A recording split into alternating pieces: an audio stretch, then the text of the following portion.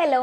IndiGo വിമാനങ്ങളുടെ വ്യാപകമായ ക്യാൻസലേഷനും അതുപോലെ തന്നെ അതുമായി ബന്ധപ്പെട്ട് നൽകിയ പൊതുതാൽപര്യ ഹർജി പരിഗണിക്കുന്ന സാഹചര്യത്തിൽ ഡൽഹി ഹൈക്കോടതിയുടെ ചില നിരീക്ഷണങ്ങളിലൂടെ നമുക്ക് ഇന്ന് കടന്നുപോയാലോ. ഇവിടെ ബെഞ്ച് സിവിൽ ഏവിയേഷൻ മന്ത്രാലയവും അതുപോലെ തന്നെ ഡയറക്ടറേറ്റ് ജനറൽ ഓഫ് സിവിൽ ഏവിയേഷനും നടത്തിയ നീക്കങ്ങളെ പ്രശംസിച്ചുവെങ്കിലും ഇത്തരത്തിലൊരു സാഹചര്യം ഉണ്ടായതിന്റെ കാരണം ചോദിച്ചു. സംഭവം ഇവിടെ ലക്ഷക്കണക്കിന് യാത്രക്കാർ അനുഭവിച്ച ബുദ്ധിമുട്ടുകളെ കോടതി ആശങ്കയിലെടുത്തുവെങ്കിലും മാത്രവുമല്ല ഇത് ഇന്ത്യയുടെ ഇക്കോണമിയെ തന്നെ വ്യാപകമായി ബാധിച്ചു എന്നുകൂടെ കോടതി നിരീക്ഷിച്ചു. ഇവിടെ കോടതി നൽകിയ പ്രധാന നിർദ്ദേശം എന്താന്ന് വെച്ച് കഴിഞ്ഞാല് സംഭവം മറ്റൊന്നുമല്ല, ഈ കുടുങ്ങിക്കിടന്ന യാത്രക്കാർക്ക് നഷ്ടപരിഹാരം നൽകണമെന്നും ഈ പറയുന്ന കാര്യങ്ങൾ നിർദ്ദേശിക്കാൻ സിവിൽ ഏവിയേഷൻ ഡിപ്പാർട്ട്മെന്റിനെയും അതുപോലെ തന്നെ ഡയറക്ടറേറ്റ് ജനറൽ ഓഫ് സിവിൽ ഏവിയേഷനെയും ചുമതലപ്പെടുത്തുകയും ചെയ്തു. യഥാർത്ഥത്തിൽ എന്തുകൊണ്ടാണ് ഇങ്ങനെ ഒരു സാഹചര്യം ഉടലെടുത്തത്?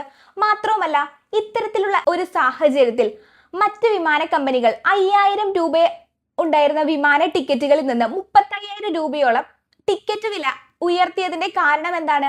ഇത്തരത്തിൽ ഒരുപാട് ക്വസ്റ്റ്യൻസ് ആണ് കോടതി ഇവിടെ ആരാഞ്ഞത്. ഇവിടെ DGCA എന്താ പറഞ്ഞതെന്ന് വെച്ച് കഴിഞ്ഞാൽ ഫ്ലൈറ്റ് ഡ്യൂട്ടി ടൈം ലിമിറ്റേഷൻ, അതായത് പൈലറ്റുമാരുടെ ഡ്യൂട്ടി സമയം ക്രമീകരിക്കുന്നതിനുള്ള സൂചികകൾ കറക്റ്റായി നടപ്പാക്കുന്നതിൽ ഇൻഡിഗോ എയർലൈൻസ് പരാജയപ്പെട്ടു.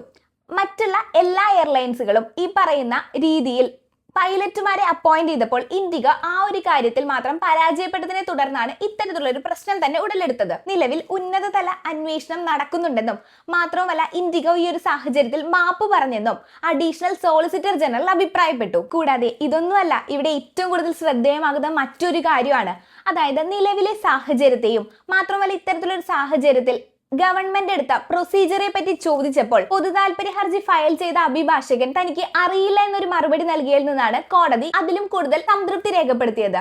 കാരണം ഇത്തരത്തിൽ കറക്റ്റ് ആയിട്ടുള്ള ഒരു നോളേജ് ഇല്ലാതെ മാത്രമല്ല സോഷ്യൽ മീഡിയകളും അതുപോലെ തന്നെ പത്രസമ്മേളനങ്ങളും മാത്രം ബന്ധപ്പെട്ടുകൊണ്ട് അറിവ് ലഭിച്ചതിന്റെ ഭാഗമായി ഒരു പബ്ലിക് ഇൻട്രസ്റ്റ് ലിറ്റിഗേഷൻ ഫയൽ ചെയ്യുന്ന ഒരു സാധാരണക്കാരൻ എന്ന നിലയിലല്ല, ഒരു അഭിഭാഷകനാണെന്നുള്ള നിലയിലാണ് കോടതി ഇതിനെ ചൂണ്ടിക്കാട്ടിയത്. ഈ വിഷയത്തിൽ അവസാനമായി കോടതി എന്താ പറഞ്ഞതെന്ന് വെച്ച് കഴിഞ്ഞാലേ ഇൻഡിഗോ നിർബന്ധമായും നഷ്ടപരിഹാര പ്രക്രിയകൾ ആരംഭിക്കണം. മാത്രമല്ല റിപ്പോർട്ടിനായി ഈ കേസ് ജനുവരി 22 മാറ്റിവെച്ചിരിക്കുകയുമാണ്. അപ്പോൾ നമുക്ക് ബാക്കിയുള്ള കാര്യങ്ങൾ ജനുവരി 22 ഡിസ്കസ് ചെയ്യാം. എനിവേ കൂൾ ഗുരു, ശുക്രിയ.